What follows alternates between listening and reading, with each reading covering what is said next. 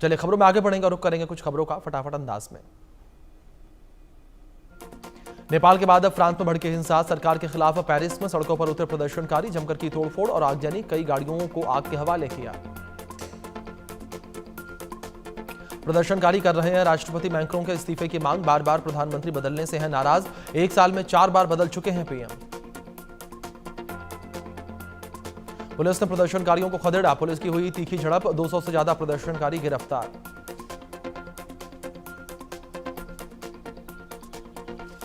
नेपाल में तेजी से बिगड़ रहे हैं हालात, फिर काठमांडू में सड़क पर उतरे प्रदर्शनकारी, बड़ी संख्या में युवा और आम नागरिक शामिल। नेपाल में प्रदर्शनकारियों ने संसद, पीएम, राष्ट्रपति के निजी आवास में लगाई आग, पूर्व प्रधानमंत्री झालानाथ खनल की पत्नी को जिंदा जलाया, अस्पताल में मौत हुई। भारी विरोध प्रदर्शन के बीच नेपाल सेना ने संभाली सुरक्षा और अभियानों की कमान, राष्ट्रपति ने प्रदर्शनकारियों से संयम बरतने की अपील की।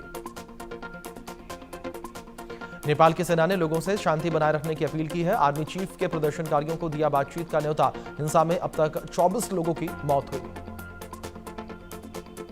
नेपाल के आर्मी चीफ के प्रदर्शनकारियों से अपील, कहा कि हिंसा का रास्ता छोड़ें, हथियार सुरक्षा बलों को सौंपें। नेपाल में भारी बवाल के बीच काठमांडू एयरपोर्ट बंद, भारत आने वाली फ्लाइट्स भी कैंसिल, रोजाना संचालित होने वाली 250 से ज्यादा अधिक उड़ानें प्रभावित। नेपाल में हिंसा के बीच भारत ने जारी की एडवाइजरी, हालात सामान्य होने तक यात्रा न करने की अपील, काठमांडू में संपर्क के लिए हेल्पलाइन नंबर जारी किया गया।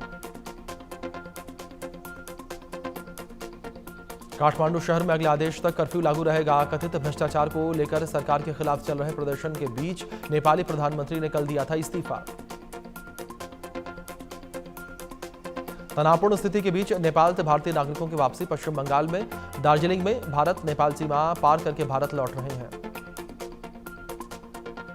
नेपाल में विरोध प्रदर्शनों के बीच पश्चिम बंगाल के दार्जिलिंग में भारत नेपाल सीमा पर बढ़ाई गई सुरक्षा, अतिरिक्त सुरक्षा बल की तैनाती की गई, स्थिति पर नजर बनाए हुए है पुलिस। नेपाल में हालात बिगड़ने के बाद यूपी सरकार अलर्ट मोड पर, सीमावर्ती जिलों में हाई अलर्ट जारी, अतिरिक्त पुलिस बल तैनात। नेपाल जा रहा 60 लोगों का समूह वापस लौटा, महिला ने कहा कि हम पशुपतिनाथ मंदिर के दर्शन करने के लिए जा रहे थे, लेकिन वहां का माहौल खराब होने के चलते लौटना पड़ा। नेपाल जेल से भागे कैदियों ने की महाराजगंज में घुसपैठ की कोशिश, जेल से भागे कैदी बॉर्डर पर पकड़े गए, सुरक्षा एजेंसियां कर रही हैं पूछताछ। महाराजगंज के डीआईजी पहुंचे सोनौली बॉर्डर, सुरक्षा व्यवस्था का लिया जायजा, नेपाल में फंसे भारतीय पर्यटकों को लाने की पहल।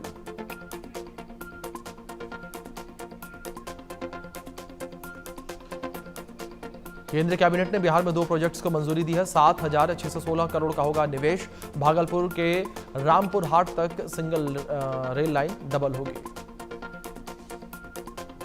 बिहार के दौरे को लेकर एक्शन में बीजेपी, 13 सितंबर को बिहार जाएंगे बीजेपी अध्यक्ष जेपी नड्डा, चुनावी रणनीति की करेंगे समीक्षा। 15 सितंबर को बिहार के पूर्णिया दौरे पर जाएंगे पीएम मोदी, हजारों करोड़ की विकास परियोजनाओं की देंगे सौगात, पूर्णिया एयरपोर्ट का उद्घाटन करेंगे। उपराष्ट्रपति चुने जाने के बाद सीपी राधाकृष्णन का पहला बयान, कहा कि नई जिम्मेदारी में देश के विकास के लिए पूरी मेहनत करेंगे, हर चीज में राजनीति नहीं करनी चाहिए। सीपी राधाकृष्णन की जीत पर केंद्रीय मंत्री जी किशन रेड्डी ने कहा कि इंडिया ब्लॉक पार्टियां राहुल गांधी के व्यवहार, उनकी राजनीति और उनके फैसलों से नाराज हैं, उन्हें सबक सिखाने के लिए उन्होंने क्रॉस वोटिंग की। मंत्री पीयूष गोयल सीपी राधाकृष्णन की जीत पर बोले कि विपक्ष के सांसदों ने भी राधाकृष्णन को समर्थन दिया, यह दर्शाता है कि देश प्रधानमंत्री मोदी के साथ खड़ा है। बीजेपी सांसद अनुराग ठाकुर ने उपराष्ट्रपति सीपी राधाकृष्णन को दी बधाई, कहा कि हमने पहले ही कहा था कि उम्मीद से ज्यादा वोट मिलेंगे, विपक्ष का पहले से ही रोना रोता है। केंद्रीय मंत्री रामदास अठावले ने उपराष्ट्रपति चुनाव पर कहा कि महाविकास अघाड़ी के भी 5 वोट सीपी राधाकृष्णन को मिले हैं, जीत के लिए बधाई। इंडिया गठबंधन में एक मत नहीं, कुछ लोग हमारे साथ आना चाहते हैं। राज्यसभा सांसद रेखा शर्मा ने कहा है कि हमें जितनी उम्मीद थी उससे भी बड़ी जीत हुई है। दिल्ली के मुख्यमंत्री रेखा गुप्ता ने कहा कि दिल्ली विकास के पथ पर निरंतर आगे बढ़ रही है। सीएम रेखा गुप्ता ने कहा कि पीएम मोदी के जन्मदिन पर दिल्ली सरकार सेवा पखवाड़ा चलाएगी। दिल्ली सरकार के मंत्री अरविंद सिंह लवली ने कहा है कि फंड मॉनिटरिंग की व्यवस्था शीर्ष स्तर पर शुरू हो चुकी है। रायबरेली में कांग्रेस कार्यकर्ताओं ने किया राहुल गांधी का स्वागत। रायबरेली में राहुल गांधी के खिलाफ प्रदर्शन हुआ। बीजेपी नेताओं ने लगाए वापस जाओ के नारे। गोरखपुर में जनता दर्शन के दौरान मुख्यमंत्री योगी आदित्यनाथ ने लोगों की फरियाद सुनी। कर्नाटक के मुख्यमंत्री सिद्धरमैया ने की बैठक। कांग्रेस विधायकों और मंत्रियों के साथ बैठक। दिल्ली में चुनाव आयोग ने अहम बैठक की है। सभी राज्यों के मुख्य निर्वाचन अधिकारी मौजूद रहे। रूस में बहुपक्षीय संयुक्त सैन्य अभ्यास। भारतीय सेना भी दिखा रही है अपनी ताकत।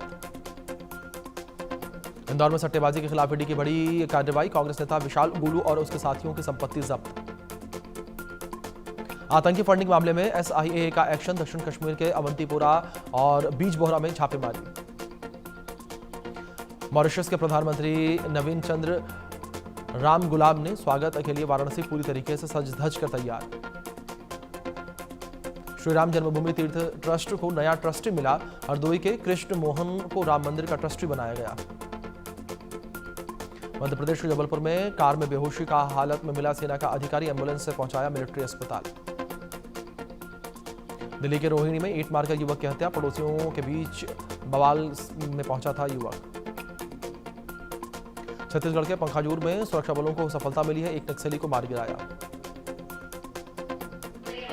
पटना में छात्रों ने फिर से किया विरोध प्रदर्शन। बीपीएससी टीआरई 4 के सीटों की संख्या बढ़ाने की मांग को लेकर सड़क पर उतरे। मध्य प्रदेश के रीवा में खाद्य वितरण केंद्र पर मची भगदड़। महिलाओं को कुचलते हुए गुजरी भीड़। छत्तीसगढ़ के दुर्ग में कांग्रेस कार्यकर्ताओं ने किया प्रदर्शन। खाद्य की कमी को लेकर जताई नाराजगी। झारखंड के जमशेदपुर में दुर्गा पूजा पंडाल में तलवारबाजी। पुरानी और नई कमेटी के बीच खूनी संघर्ष। यूपी के बागपत में 3 बच्चों की हत्या करने के बाद महिला ने की आत्महत्या। यूपी के बिजनौर में एक नाबालिग लड़के ने नाबालिग लड़के के साथ किया दुष्कर्म। पंजाब पुलिस को मिली बड़ी सफलता। 4 ड्रग्स तस्करों को गिरफ्तार किया। पीएम मोदी ने इटली की पीएम